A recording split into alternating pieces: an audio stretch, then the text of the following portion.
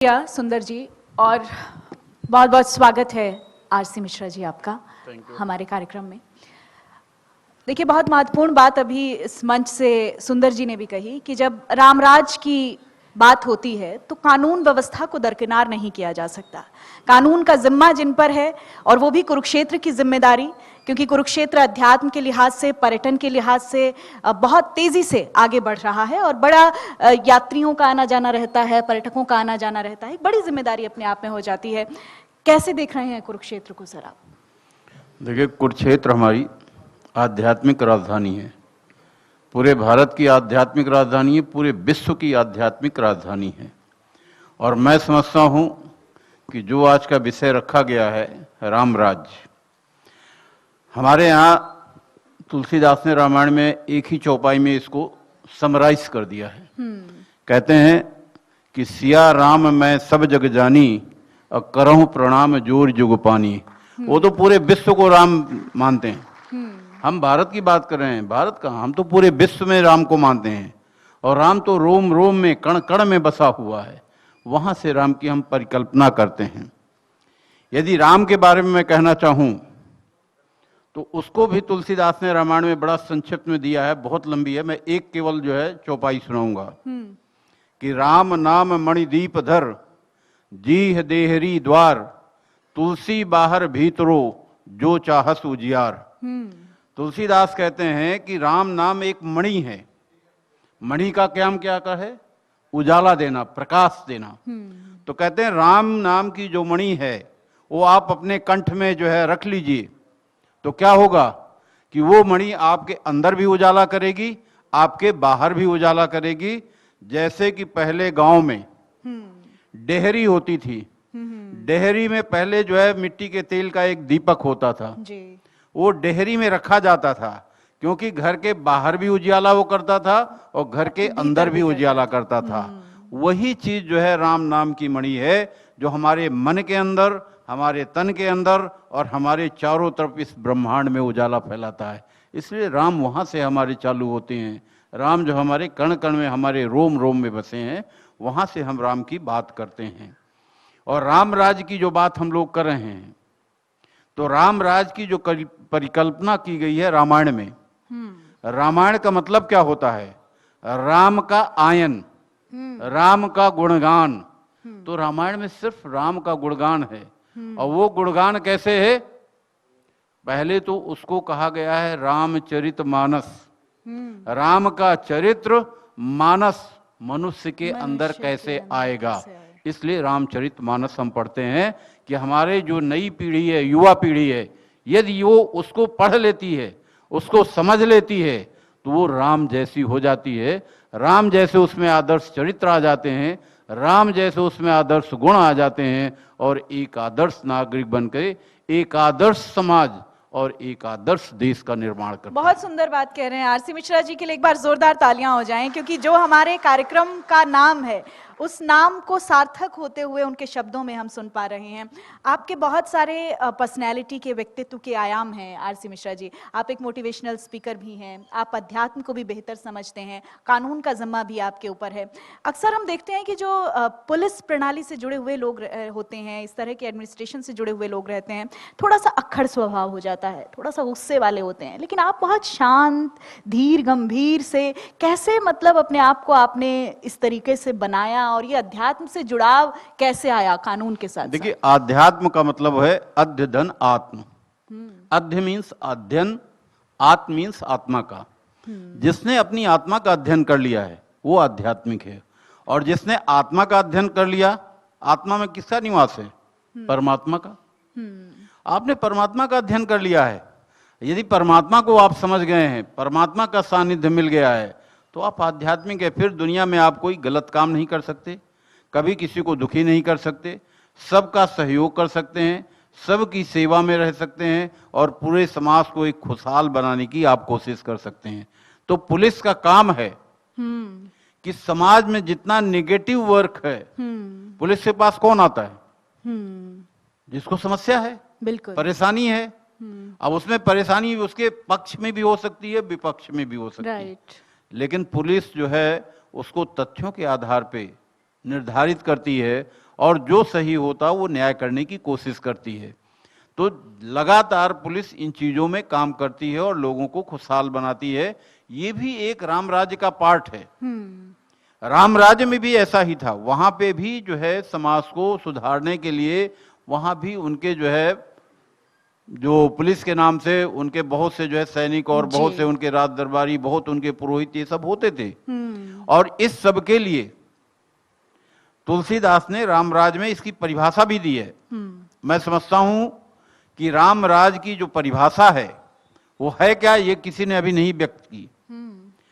रामराज की जो परिभाषा है उसका मतलब ही यही होता है कि ऐसा राज्य जहां पे समृद्धि हो, खुशी हो, जहां पे किसी तरह का दैहिक दैविक भौतिक ताप ना हो, जहां पे समाज में भाईचारा हो, जहां पे सामाजिक, आर्थिक, दार्शनिक, वैज्ञानिक और साहित्यिक सभी में गतिविधियां जो है इनमें समन्वय हो, वही जो है रामराज की परिभाषा है। यही हमारे कार्यक्रम का उद्देश्य भी है। आपने बहुत आसान शब्दों में ये समझाया और इसी रामराज की कल्पना के साथ हम शहर शहर इस कार्यक्रम को कर रहे हैं कि जो वैमनस्य, जो भाईचारा, जो एक सौहार्द, सम्मान का माहौल, महिलाओं के लिए अपराध मुक्त एक समाज, एक वातावरण, वो एक जो कल्पना थी वो आज कैसे जीवंत हो उठे, जो उस वक्त था वो आज कैसे हम साकार कर सकते हैं, यही एक जुड़ाव की कोशिश हम लोग करने की। इसलिए मैं परिभाषा के साथ साथ अब विशेषताएं क्या हैं,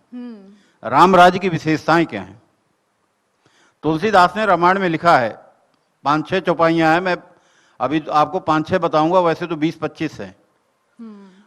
कहते हैं कि रामराज में सभी सुखी थे, सभी समृद्ध थे, सभी में भाईचारा था, कोई दुखी नहीं था, कोई दीन नहीं था, कोई दरिद्र नहीं था, किसी में अवगुण नहीं थे, सभी में अक्षल अच्छे लक्षण थे, अल्प मृत्यु नहीं होती थी और सब सुंदर और सहज शरीर होते थे, सबका भाईचारा मिला हुआ था। अब इसको मैं चौपाई में बताऊंगा। तुलसीदास ने रामायण में लिखा है कि राम राज्य बैठे त्रैलोका, हर्षित भय गए सब शोका। जैसे ही त्रिलोकीनाथ भगवान राम सिंहासन पे बैठे, कुर्सी को संभाला, तो सिर्फ उनकी कुर्सी पे बैठने से इतना पॉजिटिव माहौल पैदा हो गया कि जो शोक है वो भाग गया और पूरे साम्राज्य में खुशियों की लहर दौड़ गई। ये है। और दूसरी चौपाई है कि दैहिक दैविक भौतिक तापा, राम राज्य नहीं काहू ही व्यापा। इस पृथ्वी में, इस ब्रह्मांड में 3 तरह के ताप होते हैं जो व्यक्ति को सताते हैं। बिल्कुल। पहला होता है दैहिक, दूसरा होता है दैविक और तीसरा होता है भौतिक। दैहिक मतलब आपके शरीर में टेम्परेचर आ गया, बुखार आ गया, जोड़ी आ गई, सन्नपात आ गया, तो ये दैहिक है। दूसरा है दैविक, ऊपर वाले का प्रकोप, और तीसरा होता है भौतिक। भौतिक आप देख रहे हैं कि कभी बहुत ज्यादा ठंड पड़ रही है, बहुत ज्यादा गर्मी पड़ रही है, बहुत ज्यादा बरसात हो रही है, तो कहते हैं रामराज में ये तीनों ताप जो है समताप हो गए। किसी को किसी ताप ने नहीं पढ़ाया, ना किसी को बुखार, ना किसी को जोड़ी, ना ऊपर वाले का प्रकोप, ना प्रकृति का प्रकोप, सब समताप हो गए। ये रामराज का महत्व है। बहुत सुंदर आरसी मिश्रा जी। और आप जिस तरह से बात कर रहे हैं, अध्यात्म पर एक बहुत लंबी चर्चा आपसे की जा सकती है। अभी इसमें 3 लाइनें अभी और मैं जो मेन बता दूं। जी जी जी जी। सब नर करहि परस्पर प्रीति और चलहि सुधर्म सुरुचि सुच नीति। सभी लोग आपस में परस्पर प्रीति थी, सभी अपने धर्म कर्म नीति नियम के अनुसार चलते थे। नहीं दरिद्र को दुखी न दीना, नहीं को अवगुण लक्षण ही ना। न कोई दरिद्र था, न दुखी था, न किसी में अवगुण थे, न कोई कुलक्षण थे, और सभी लोग जो है एक खुशहाल उसमें माहौल में रहते थे। अल्प मृत्यु नहीं कौने पीड़ा, सब सुंदर सब सहज शरीरा। किसी की अल्प मृत्यु नहीं होती थी। आप देखो रोज आज सुसाइड कर रहे हैं, एक्सीडेंट में मर रहे हैं, तरह तरह की प्रॉब्लम्स में हो रहे हैं। कहते रामराज में किसी की अल्प मृत्यु नहीं हुई, किसी तरह की पीड़ा नहीं थी, सभी के सुंदर शरीर थे, सहज स्वभाव था और एक अच्छे वातावरण में रह रहे थे। इसलिए जो है रामराज की जो हमारे यहाँ तुलसीदास ने रामायण में परिकल्पना की है, वो उसकी ये विशेषताएं हैं। यदि हम आज भी उसकी तरफ जाएं बहुत तो हम बहुत ही अच्छा एक बहुत समाज सुंदर बना सकते हैं। परिभाषा आपने बताई और निश्चित तौर पर यही रामराज की कल्पना है। लेकिन आज से अगर हम कलयुग से जोड़ते हैं तो वो एक आदिकाल की बात हुई और आज जिस तरह से समाज का ताना बाना है, आप तो चूंकि कानून व्यवस्था संभालते हैं और आप तो बहुत बेहतर जानते हैं कि आज सामाजिक ताना बाना किस तरह से टूट रहा है, सामाजिक ढांचा हमारा कैसे हो गया है। ऐसे में कानून की एक बड़ी भूमिका होती है। तो आप किस तरह से देख रहे हैं कुरुक्षेत्र के कानून व्यवस्था को, और आगे अगर हम रामराज की भी बात करें तो ये कल्पना कुछ बहुत दूर की बात नहीं हो जाती, क्योंकि अपराध बदल गया है, अपराध का दायरा बढ़ गया है, अपराध का तरीका बदल गया है। ऐसा है, अपराध करने वाले, अपराध को बर्दाश्त करने वाले और अपराध पे नियंत्रण करने वाले इसी समाज के पार्ट हैं।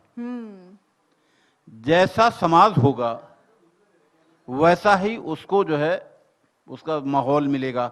हमारे यहाँ कहते हैं ना, आपका दर्पण जैसे होगा आपका चेहरा वैसे दिखाई देगा। एक हमारे यहाँ पहले निबंध दिया जाता था जब हम लोग 10th 12th में थे, हाँ। कि जैसा समाज होता है वैसे ही उसको राज्य मिलता है। समाज यदि अपने आप को सुधार ले तो उसको वैसा ही राज्य मिलेगा। जैसे दर्पण एकदम साफ सुथरा है, आपको चेहरा बहुत ही अच्छा दिखाई देगा। यदि दर्पण में दरार पड़ गई तो आपको चेहरा कैसा दिखेगा। यदि दर्पण में आप 10 दिन जो है कपड़ा ना मारो, धूल जम जाएगी तो आपको चेहरा कैसा दिखेगा, धुंधला दिखेगा। उसी तरह समाज में यदि हम लोग लगातार अपने चरित्र निर्माण में अपने बच्चों को सही संस्कृति संस्कार नहीं देते, अपने संस्कार जो हमारे भाईचारे का माहौल है, जो हम एक दूसरे के साथ मिल करके सुख दुख में साथ देते हैं, यदि उन सब में हम लगातार दूरियां बढ़ाते जाएंगे तो हमारा समाज बिखरता जाएगा। समाज को हमको जोड़ना है, समाज को हमको खुशहाल बनाना है, और उसके लिए आने वाली पीढ़ी सबसे जो इम्पोर्टेंट है।